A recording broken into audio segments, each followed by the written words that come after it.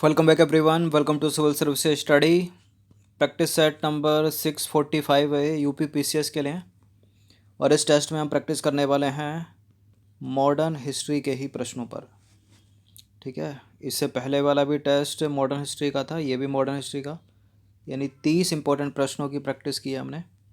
ठीक है, 15 अगर ये हो जाएंगे तो चलिए स्टार्ट करते हैं। चलिए तो क्वेश्चन नंबर 1 पर आ जाइए।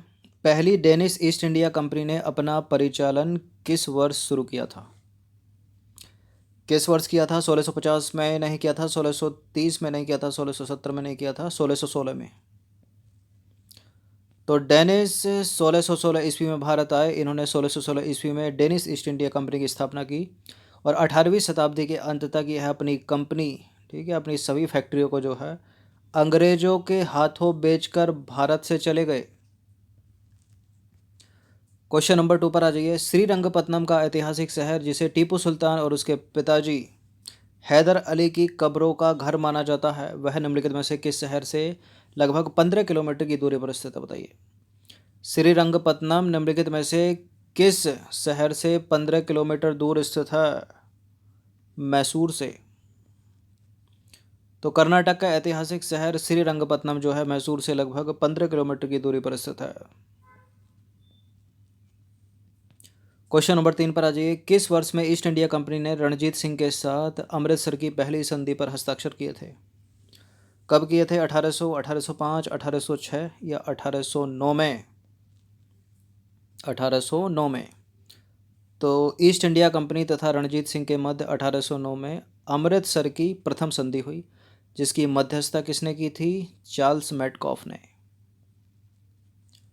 नंबर 4 पर आ जाइए। ब्रिटिश शासन को भारत से उखाड़ फेंकने के लिए इनमें से किसने फ्रांसीसियों से मदद मांगी थी?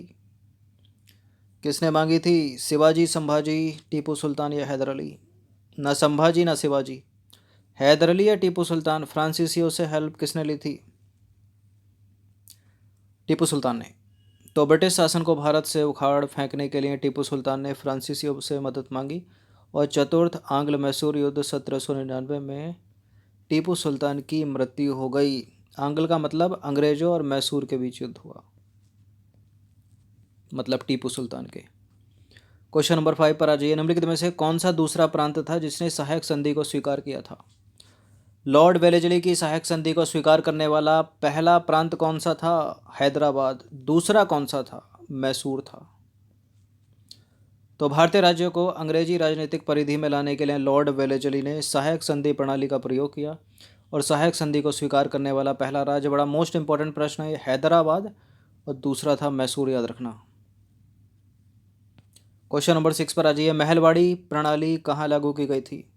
देखिए, रैयतवाड़ी, महलवाड़ी आपको पता होना चाहिए। ठीक है, तो महलवाड़ी जो प्रणाली लागू थी वो थी मध्य प्रांत में, पंजाब में और उत्तर प्रदेश में। बी हो जाएगा इसका आंसर।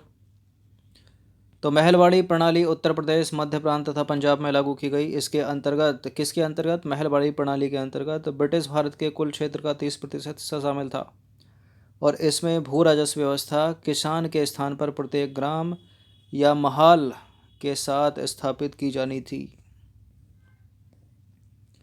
क्वेश्चन नंबर 7 पर आ जाइए। 1857 के सिपाही विद्रोह में सिपाहियों को किस कंपनी द्वारा बनाए गए कारतूसों पर आपत्ति थी? Enfield rifles. ठीक है, तो 1857 के सिपाही विद्रोह की घटना का तात्कालिक कारण था चर्बी लगे कारतूस का प्रयोग। ठीक है, देखिए, तत्कालीन वायसराय लॉर्ड कैनिंग ने पुरानी और कई दशकों से उपयोग में लाई जा रही ब्राउन बेस बंदूक की जगह नई एनफील्ड राइफल का प्रयोग जो है शुरू करवाया। अब मुद्दा था क्या, ये जो नई वाली एनफील्ड राइफल थी, इसमें जो कारतूस प्रयोग होते थे उनको दांत से खींचकर थूकना पड़ता था। अब इसी बीच ये अफवाह फैल गई कि इन कारतूसों में गाय और सुअर की चर्बी है। फिर क्या होना था? फिर तो हिंदू और मुस्लिम दोनों भड़क गए और 1857 के विद्रोह की शुरुआत हो गई मेरठ से। क्वेश्चन नंबर 8 पर आ जाइए। अंग्रेजों के खिलाफ भारतीय सैनिकों द्वारा पहला बड़े पैमाने पर विद्रोह यानी बेलोर विद्रोह किस वर्ष हुआ था? किस वर्ष हुआ था? 1806 में हुआ था।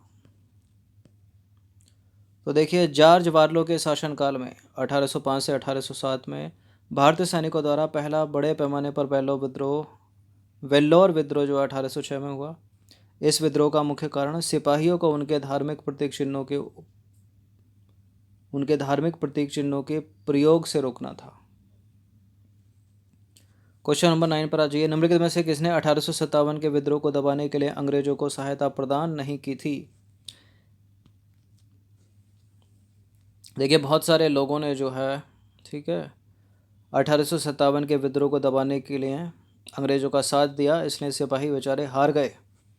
इसमें ग्वालियर के सिंधिया थे, हैदराबाद का निज़ाम, भोपाल के सिकंदर बेगम, ठीक है, अवध की बेगम हजरत महल, यानी लखनऊ की बेगम हजरत महल नहीं थी, क्योंकि ये लोग तो खुद ही 1857 के विद्रोह का नेतृत्व कर रहे थे। ठीक है, कोई लखनऊ में, कोई कानपुर में, कोई बरेली में, कोई जगदीशपुर में, कोई दिल्ली में। ठीक है, ये नेतृत्व करता और इनको दबाने वाले अंग्रेज दोनों पूछे जाते हैं एग्जाम में। तो 1857 के विद्रोह में अवध के लखनऊ में बेगम हजरत महल ने नेतृत्व किया था। 1857 के विद्रोह का मुख्य कारण ब्रिटिश सरकार की डलहौजी की हड़प नीति और सामाजिक धार्मिक नीतियाँ आदि थी। इस विद्रोह का प्रतीक चिन्ह कमल का फूल और चपाती था। इस विद्रोह के समय भारत का गवर्नर जनरल लॉर्ड कैनिंग था, याद रखना।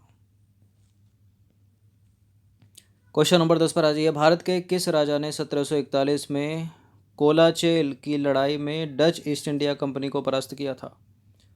कोलाचेल की लड़ाई में डच ईस्ट इंडिया कंपनी को परास्त किसने किया था? मार्तंड वर्मा ने। तो कोलाचेल का युद्ध हुआ था 1741 में राजा मार्तंड वर्मा और डच ईस्ट इंडिया कंपनी के बीच, जिसमें त्रावणकोर की सेना ने डचों की सेना को परास्त किया था। ठीक है, यानी मार्तंड वर्मा की सेना ने डचों की सेना को परास्त किया था। नंबर 11 पर आ जाइए। 10वें या आखिरी सिख गुरु निम्नलिखित में से कौन थे? 10 के 10 सिख गुरुओं के नाम आपको सीक्वेंस में पता होना चाहिए। ठीक है, पहले थे गुरु नानक और 10वें थे गुरु गोविंद सिंह। तो देखिए, गुरु गोविंद सिंह सिखों के 10वें और आखिरी गुरु थे। गुरु नानक सिखों के प्रथम गुरु थे। गुरु गोविंद सिंह का जन्म हुआ था 1666 में पटना में, और गुरु गोविंद सिंह सिखों के सैनिक संगति व खालसा पंथ के संस्थापक के रूप में जाने जाते हैं। याद रखिएगा, सैनिक संगति और खालसा पंथ का संस्थापक कौन? गुरु गोविंद सिंह, सिखों के 10वें गुरु। इस प्रश्न का उत्तर दीजिए। तो निम्नलिखित में से किस सिख गुरु ने आदि ग्रंथ का संकलन किया है? गुरु अर्जुन देव ने। तो देखिए, गुरु ग्रंथ साहब या तो इस नाम से पूछेगा या इस नाम से पूछेगा। संकलन किसने किया? सिखों के 5वें गुरु गुरु अर्जुन देव ने। देखिए, गुरु अर्जुन देव ने अमृतसर में हरमंदिर साहिब की नींव रखवाई। ये पूछा जाता है हरमंदिर साहिब की नींव अमृतसर में किसने रखवाई? तो गुरु अर्जुन देव ने, सिखों के 5वें गुरु ने। और कालांतर में रणजीत सिंह द्वारा हरमंदिर साहिब में सोना जड़वाया गया। अब अंग्रेजों ने जो है इसे स्वर्ण मंदिर नाम दे दिया। तो याद रखना, सोना जड़वाने वाला कौन? रणजीत सिंह। ठीक है, और गोल्डन टेम्पल या स्वर्ण मंदिर नाम देने वाले कौन? अंग्रेज। क्वेश्चन नंबर 13 पर आ जाइए। निम्नलिखित में से किस वर्ष ईस्ट इंडिया कंपनी के जहाज़ों ने सूरत के पास स्थित स्वाली एस्चुरी में पुर्तगालियों को पराजित किया था? सूरत के पास स्थित स्वाली एस्चुरी में पुर्तगालियों को पराजित किया था। कब? 1612 में। तो 1612 में ईस्ट इंडिया कंपनी के जहाज़ों ने सूरत के निकट स्वाली के समुद्र तट पर पुर्तगालियों को पराजित किया था। इस युद्ध में अंग्रेजी सेना का नेतृत्व किसने किया था? कैप्टन वेस्ट ने। और अंग्रेजों की इस विजय से पुर्तगाली एकाधिकार की निरंतरता भंग हो गई। क्वेश्चन नंबर 14 पर आ जाइए। मेरठ छावनी में 1857 के सैनिक विद्रोह की शुरुआत कब हुई थी? यह है इम्पोर्टेंट प्रश्न। ठीक है, देखिए सब में 1857, मई 1857, मई 1857, मई 1857, मई 1857, लेकिन ये इम्पोर्टेंट इतना है विद्रोह ये कि आपको इसको एग्जैक्ट डेट के साथ याद रखना है। 10 मई 1857। तो 10 मई 1857 को मेरठ स्थित छावनी की 20वीं नेटिव इन्फेंट्री तथा तीसरी एलसी की पैदल टुकड़ी ने चर्बी लगे कारतूसों के प्रयोग से इनकार करते हुए विद्रोह कर दिया, और यह भारतीय स्वतंत्रता आंदोलन का प्रथम सशस्त्र विद्रोह था। क्वेश्चन नंबर 15 पर आ जाइए। हंटर कमीशन ने निम्नलिखित में से किसके विकास पर अधिक बल दिया था? प्रश्न को समझिए, अधिक बल दिया था बोल रहा है। और हंटर कमीशन को जब स्टेटमेंट बना के पूछता है ना एग्जामिनर, तो इसको जरूर रखता है विश्वविद्यालय शिक्षा को, ठीक है, जो कि इसमें है नहीं। हंटर कमीशन विश्वविद्यालय शिक्षा पर जोर नहीं देता है, वो पुरजोर देता है प्राथमिक शिक्षा पर। माध्यमिक शिक्षा की बात की है, लेकिन अधिक बल किस पे दिया हंटर कमीशन ने? प्राथमिक शिक्षा पर। स्त्री शिक्षा को हटा दीजिए। तो 1854 के बोर्ड्स डिस्पैच के पश्चात शिक्षा के क्षेत्र में हुई प्रगति की समीक्षा करने के लिए 1882 में डब्ल्यू हंटर की अध्यक्षता में एक आयोग नियुक्त किया गया, जिसका नाम था हंटर आयोग। यह आयोग प्राथमिक और माध्यमिक शिक्षा की समीक्षा तक सीमित था, विश्वविद्यालय शिक्षा नहीं है इसमें, ठीक है। और इस आयोग की रिपोर्ट में प्राथमिक शिक्षा के सुधार एवं विकास पर विशेष जोर दिया गया, अधिक जोर दिया गया, ठीक है, इम्पोर्टेंट है। तो ये 15 प्रश्न थे मॉडर्न हिस्ट्री के, इनकी प्रैक्टिस एक बार कर लीजिएगा। धन्यवाद।